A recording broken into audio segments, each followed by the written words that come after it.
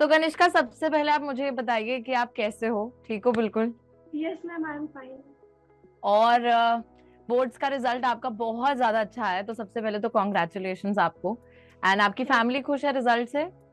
Yes ma'am.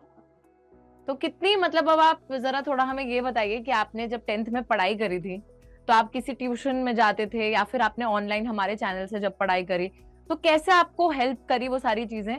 तो let the audience know that. Ma'am मैं tuition भी जाती थी, मैं आपके यूट्यूब से पढ़ाई भी करती थी। तो मतलब मैं आपके यूट्यूब पे जब अट्रैक्ट हुई, मतलब आपके वीडियोस पे, तो मुझे आपका जो टीचिंग का मेथड था, आपके जो नोट्स थे, एकदम पॉइंट टू पॉइंट रहते थे। तो मतलब मुझे बहुत अच्छा लगा, तो मैं आपसे फिर आपके चैनल से पढ़ने लगी। ओके, तो आपने हमारी लाइव क्लासेस अटेंड करी थी बोर्ड्स के टाइम पर? आपकी मैंने हेल्पफुल। बोर्ड एग्जाम में जो मॉर्निंग सेशन था 4 AM आई थिंक, वो वाली भी मैंने करी थी और वो बहुत ओ, तो उसमें बहुत कम बच्चे थे लेकिन आप उनमें से एक थे। यस तो मैम। वैसे तो आपने हमारी क्लासेस में बहुत सारे बच्चे आ रहे थे, बट हाँ जो 4 AM वाला सेशन था, मेरे को उम्मीद नहीं थी उसमें कि कोई आएगा भी कि नहीं, सुबह सुबह एग्जाम सबको देने जाना है। But yes, there were few people जो बहुत दिनों से जुड़ भी रहे थे, और फिर वो 4 बजे भी आए थे, तो मुझे देख के बहुत खुशी हुई थी कि मैं आई हूँ सुबह 4 बजे, तो बच्चों ने भी साथ दिया है। और बाकी जैसे एसएसटी के अंदर कुछ ऐसी चीजें, जैसे बच्चों को बहुत डिफिकल्टी आती है एसएसटी, इतना सारा सिलेबस देख कर कि उसको हम लर्न कैसे करें, लोग सोचते हैं रट्टा मार लो सब याद हो जाएगा, तो क्या लगता है आपको? मैम मतलब जब मैं आपके चैनल से अटैच नहीं हुई थी, तो उससे पहले मेरे को भी डर लगता था, एसएसटी से बहुत ज़्यादा डर लगता था। और स्पेशली हिस्ट्री से तो बहुत ही ज़्यादा डर लगता था। फिर जैसे मैं आपसे पढ़ना स्टार्ट करी, तो मतलब आप जो नोट्स लिखवाते थे, हाँ साथ में जी। मैं लिखती जाती थी। मैं रट्टा नहीं मारती, समझती थी नोट्स को, 2-3 बार लिखने के बाद रीड करती थी, तो ऐसे हो जाता था। तो आपके मार्क्स बहुत अच्छा है, आप बताओगे सबको कितने अच्छे मार्क्स आपके आए हैं? मैंने देखी थी आपकी मार्कशीट। मैम एसएसटी में 95 आए हैं। Very nice, brilliant. और बाकी लाइक आपका फेवरेट सब्जेक्ट कौन सा था 10th में? मैम मेरे साइंस और एसएसटी मेरा फेवरेट जब से हुआ, जब से आपसे पढ़ी। Okay, thank you. और बाकी चलिए, आपने इतने अच्छे मार्क्स स्कोर करे हैं, तो हमारे जितने जूनियर्स हैं अभी वो भी वीडियो देखेंगे, तो उन्हें आप ये बताओ कि आप सुबह उठ के पढ़ना प्रेफर करते थे या रात को लेट? मैम सुबह उठना तो बहुत मुश्किल था मेरे लिए, तो मैं रात को मतलब मैक्सिमम 3 AM तक पढ़ती थी। और ओके। क्योंकि 1 मंथ पहले तो छुट्टी मिल जाती है स्कूल से, प्रिपरेशन लीव हो जाती हाँ है। जी।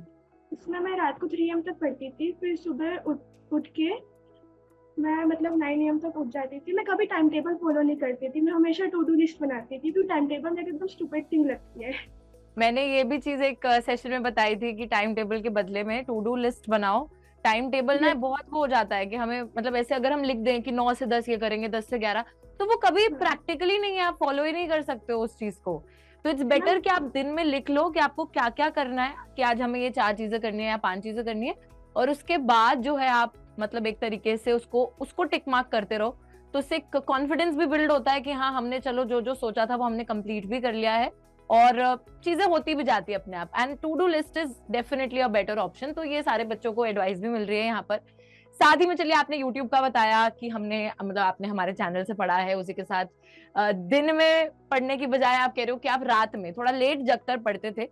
और उसी के साथ ये भी बता दीजिए हम लोगों को कि कितने घंटे पढ़ाई करते थे, मतलब दिन में? मैम मैक्सिमम 6 to 7 hours तो पढ़ना पड़ेगा ही, जैसे उसके एग्जाम बिना पास नहीं, आती रहती है। Yes ma'am. उसके बिना तो नहीं हो पाएगा, इतना तो करना ही पड़ेगा। इतना तो करना ही पड़ेगा, मैक्सिमम है ही। जैसे एग्जाम पास आ रहे हैं, जनवरी जैसे ही हो गया स्टार्ट, तो उसमें तो पढ़ना ही है। हम्म। दिसंबर तक थोड़ा चिल भी कर लो, 3 to 4 आवर भी चल जाता है, पर जैसे जन स्टार्ट हो जाता है तो पढ़ना तो है। और कंसिस्टेंसी आपको लगता है कि बहुत ज्यादा जरूरी है? ऐसा नहीं कि एक बहुत। दिन पढ़ लिया, फिर 2 दिन नहीं पढ़ा, फिर तीसरे दिन पढ़ लिया। मैम अगर गैप हो जाता है ना, तो हम पूरा भूल जाते हैं। यस। और मैथ्स जैसे सब्जेक्ट में तो बहुत ज्यादा जरूरी है कंसिस्टेंट होना, क्योंकि मैथ्स एक ऐसी चीज है, जितनी ज्यादा प्रैक्टिस करते रहोगे उतनी अच्छे से आती रहेगी। साइंस और एसएसटी में ये है कि उसमें भी कंसिस्टेंसी चाहिए, क्योंकि अगर आपने एक टॉपिक पढ़ा है, अगर आप उसे रिवाइज नहीं करोगे ना 2 से 3 बारी, तो आपके दिमाग से वो भी गायब हो जाएगा। तो वो यस बहुत मैम। इंपॉर्टेंट है, राइट? तो कंसिस्टेंसी भी बहुत ज्यादा जरूरी है। और आप बताइए, मतलब कुछ डिस्ट्रैक्शंस जो आपने फेस करी हो, या फिर बिल्कुल ही आप सोशल मीडिया वगैरह से दूर थे? मैम मैं सोशल मीडिया से बहुत दूर हूँ। हाँ, मैंने इंस्टाग्राम आपसे चलाती पूछा हूँ। भी था तो आपने बोला कि नहीं मैं किसी भी प्लेटफॉर्म पे नहीं हूँ, which is a very good thing. क्योंकि मैं खुद भी जब अपने स्कूल में थी तो 12th तक मेरे पेरेंट्स ने भी मुझे अलाउ नहीं करा था, और मैंने खुद भी यही सोचा था कि ये सारी चीजें एक डिस्ट्रैक्शन है। तो 12th के बाद मैं टेलीग्राम पे इसलिए क्योंकि नोट्स आए थे। नोट्स बहुत इंपॉर्टेंट रहते हैं, व्हाट्सएप तो कॉमन वही है। और मैं भी सोची हूँ जब तक मेरे को मेरा गोल नहीं मिलेगा मैं नहीं होंगी सोशल मीडिया में, बहुत बड़ा very good, very distraction. Nice. और ये ना मतलब एक सेल्फ डिसिप्लिन होना स्टूडेंट लाइफ में काफी ज्यादा जरूरी है, क्योंकि डिस्ट्रैक्शंस आज के टाइम पे कौन सी चीज नहीं है, मतलब बहुत डिस्ट्रैक्शंस है होने को तो। बट अगर आप लोग सही में अपने गोल को अचीव करना चाहते हो, कुछ बच्चे ना मतलब रोते रहते हैं, अपने आप को विक्टिम पोर्ट्रे करते रहते हैं कि मैम हम तो इतना पढ़ते हैं, होता नहीं कुछ, ये नहीं होता, क्योंकि आपका दिमाग भटका हुआ है, इतनी सारी चीजें आपको सब करना है, तो आप इतना सब करने के चक्कर में कुछ भी नहीं कर पाते।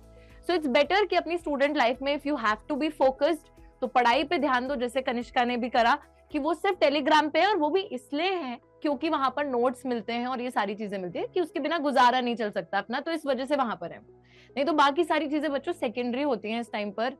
Don't do that, don't use it. जब तक कर सकते हो उससे दूर रह सकते हो दूर रहो, स्टूडेंट लाइफ में तो एटलीस्ट। और बाकी अभी आपने आई थिंक साइंस स्ट्रीम लिया है, राइट? Yes ma'am. और आपको डॉक्टर बनना है। Yes ma'am. यस, तो बिल्कुल मेरी बेस्ट विशेस हैं आपके साथ। आपने इतने अच्छे नंबर स्कोर करे हैं, आप इतने सेल्फ डिसिप्लिन बच्चे हो, इतने प्यारे से हो, तो आप जरूर you will definitely reach your goal, I am pretty sure. And जो भी हो मतलब अच्छा, और एक और चीज है कि आप जिस चीज के लिए भी पढ़ रहे हो, मेहनत कर रहे हो, हमेशा उसके साथ एक दूसरा ऑप्शन जरूर लेकर चलिएगा लाइफ में, है ना? तो ये तो हर किसी बच्चे के लिए है, चाहे आप कुछ भी अचीव करना चाहते हो। कभी कभी मैं सोचती हूँ कि बच्चा ना मतलब एक चीज अगर लेके चले ना लाइफ में और वो नहीं होती, तो वो सोचता है कि यार अब मैं क्या करूं, ये है वो है। हमेशा बच्चों अपने साथ एक बैकअप ऑप्शन जरूर लेकर चलिए, क्योंकि इतने ऐसा टाइम है, इतना कंपटीशन है, इतना सब कुछ है। मेहनत करते हैं हम लोग अपनी साइड से, पूरी पूरी जान फूंक देते हैं, but still at the end of the day if you don't reach that, maybe that's not a God's plan for you.